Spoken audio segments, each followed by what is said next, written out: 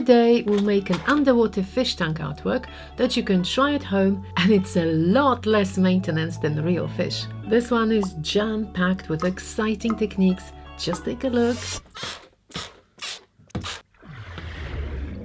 And I'll show you every step, so stick around until the end to see the finished result. It's so nice to see you again, and if you are new, welcome! I hope you're going to enjoy today's episode. I'm often asked, where do I get my ideas from? I'll tell you where the idea for this episode comes from. It comes directly from my bathroom. Yes, of all places. I was brushing my teeth and I was looking at the painting that I did many years ago. It's a fish. There it is.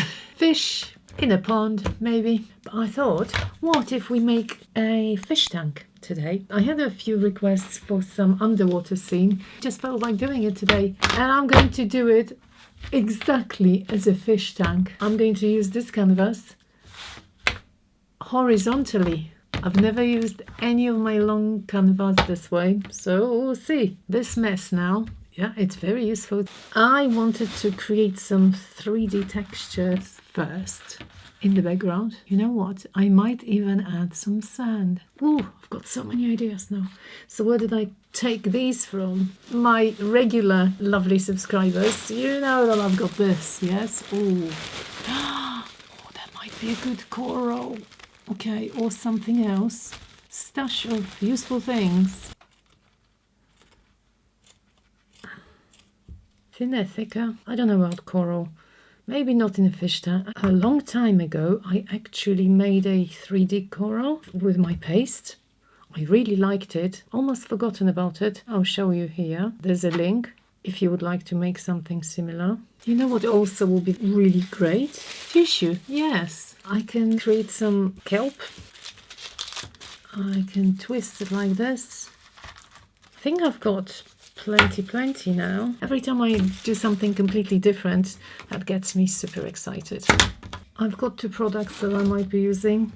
This is modeling paste, and this is my ever favorite super heavy gesso. And you know I always say that.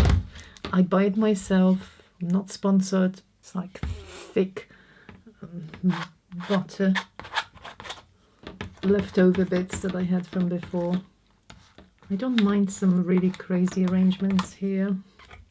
See the difference in color? So I'll sprinkle some sand, yes. I don't remember how flat modeling paste will dry. It's going to be flatter, of course. What else could I add here? Now let's start with these first of all. Let's apply modeling paste.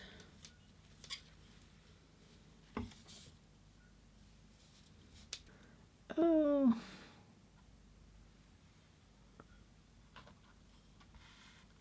Is this going to be enough or not?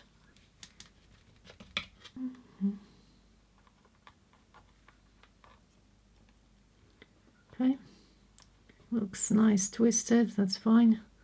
Let's cut this bit off. Oh, horrible scissors. Okay, let's stick it the right side down. Oh dear, oh dear. What am I doing? Yeah. Oh, that's a perfect seaweed. If I manage to attach it properly. It's a big one. Big one. You are probably wondering, where on earth can she keep all those things? I don't know. I'm a perpetual hoarder. I know I shouldn't be saying that, but hey, that's what I am. Everything might be useful, so I've collected them myself. Okay, let me find a spoon now. This I got when I was 7 years, I think I was 7 or 8 years old. It was brought by my mum's friend. I kept it for so long. Never used it. I should clean it properly. But now, this is perfection. Look at this. Oh my dear. Yeah. Oh, I'm going to be generous. Oh. Silly me. I should have put the stones first. Of course I should have. What was I thinking? So now I have to... I need super heavy gesso now. Let's put some gesso on those stones to make sure that they adhere really nicely. some broken shells. Yeah, why not? Time for some more sand, and I'll call it quits for tonight because it's already late and I have to go to work in the morning. Now, if you're enjoying my crazy experiment, don't forget to click the like button. It really, really helps me out. Where's my spoon? Have I done the spoon? I kept it for decades. Now to lose it, just... Oh no. It's in the sand. It's in the sand. Don't you feel like going to the beach now? I can't wait. I'll be going away in July, as I usually do, to visit my mum. And I'll be staying by the seaside, yes. See how much came off? Time to clean the table and... and good night, everyone. Now this is all dry. I can use some stencils to add some more underwater greenery. I've got a couple of options. I'm looking at some underwater plants. These colors are a bit too vibrant for my liking. Okay, I'm going to use some of these greens and maybe a little bit of brown. I've got raw sienna, yellow ochre, pale green, burnt umber, black and white, and I'm mixing some I would say darker tones because I do want to create some plants in the background. So for example, like this, somewhere there. This is dry brush, no water at all. What is this one going to look like? I like it a lot.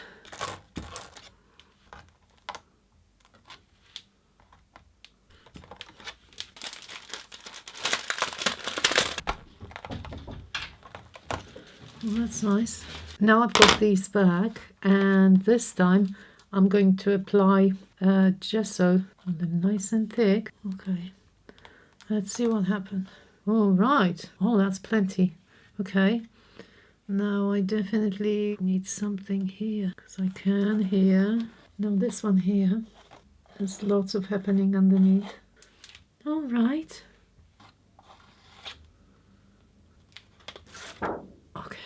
2 weeks ago I made this painting. I'm really fond of it, and I had some leftover diluted paints, very heavily diluted, so I am going to be using those. I also added one more, pale green and raw sienna together, and tons of water.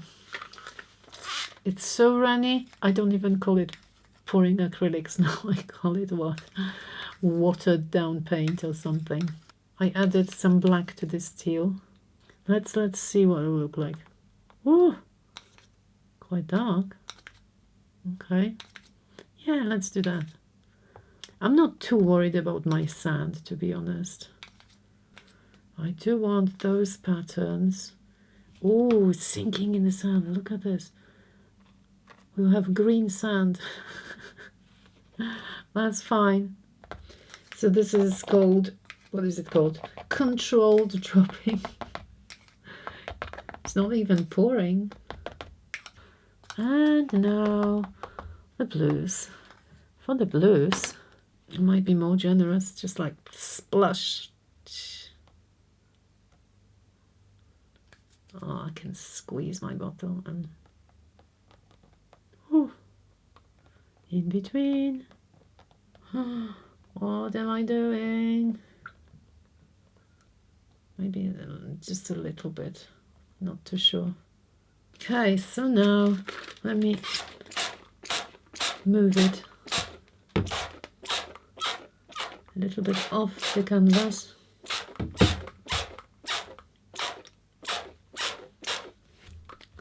It's probably a bit too much.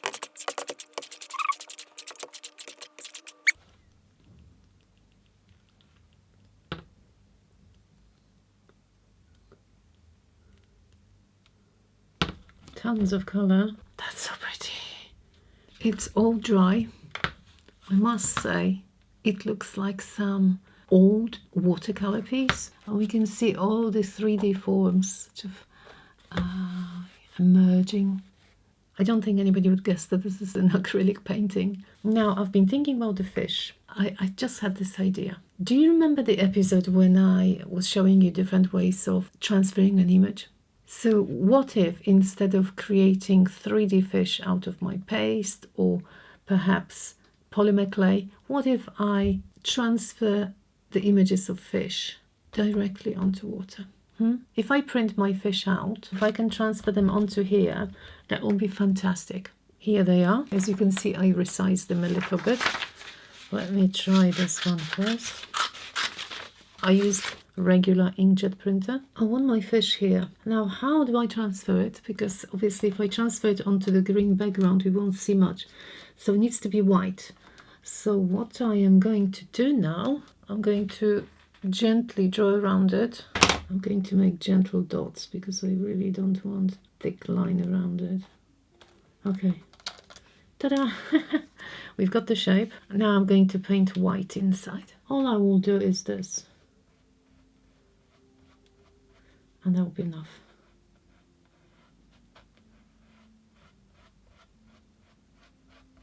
My fish is going to be generously covered with Mod Podge now.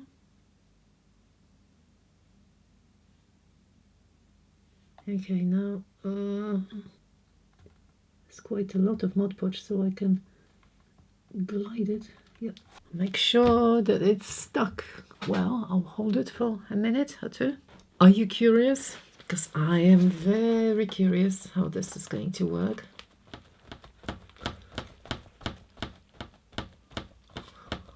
Dabbing some water to soak first layer, and in a minute I'm going to very gently rub it off. But I think it's going to match the slightly withered look of the background. Very gentle, so I don't want to destroy the underneath layer with the colors. The white here is from the outlines that I applied, but I can fix it. Look at this. The transfer was very good, but I've decided to liven it up a little bit, doing some touch-ups with yellow and orange, a little bit here and there. When I stuck my fish here, I stuck it on the edge of the, don't know what it is, some kind of underwater plant, obviously. But I'm sure you agree with me that it's way too bright for the background. So I was thinking, and I'm going to use something I've never used in my life. And if I did, I don't remember. So, transparent gesso. I'm going to gesso the fish, and I'm going to apply some shadows.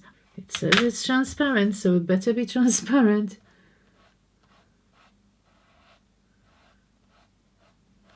Okay. This is going to be dry soon. I'm going to cover the gesso. Oh, by the way, do you want a good tip? How to avoid problems with opening? Put some Vaseline around. Okay, I'm going to cut my second fish. Again, you can use own painting like I'm doing now, or free image from online. I only have 9 minutes left. You may wonder why. Because I want to watch the match. No, I'm not a crazy football fan, but I'm watching the World Cup. I'm watching some of the matches, and I absolutely fell in love with Cape Verde team. I know you didn't expect that from me, but it's all right. I'm going to put it here. This time I'm going to use something different. This is polyacrylic varnish, and I want to see the difference. So covering this one with polyacrylic. Or was it somewhere here? I've got 2.5 and I'm planning another one. I'm waiting for it to dry. Meanwhile, I'm dabbing this one with water, and we are going to have a big reveal. Well, definitely different. I'm reminding everybody that I did not put white behind this one, so this is going to be hardly seen against green. Well, how do we approach this problem? So a little bit of a troubleshooting here. I can reapply the fish, I can print it again, I can apply white paint, and I know I'll have all the colors that I had before. However, knowing myself, I will go with a different route. I'm going to actually paint over, and I do want this one much fainter in the distance than that one. So all I need is a little bit of contrast and color. See, I added the faintest stripe here. Oh, the front is going to be slightly more vibrant. Touch of Naples. The other one is Owen. Very light grey. A little bit of a shadow. Oh, I think they are done. We had 36 degrees in London, so yeah. The hottest day in June ever. It's going to be dry very quickly. Please check my website if you want to own this piece or any other of my original pieces. It's abcreativeofficial.com. And I think there's still a discount because of my birthday last week. So it's 22% off.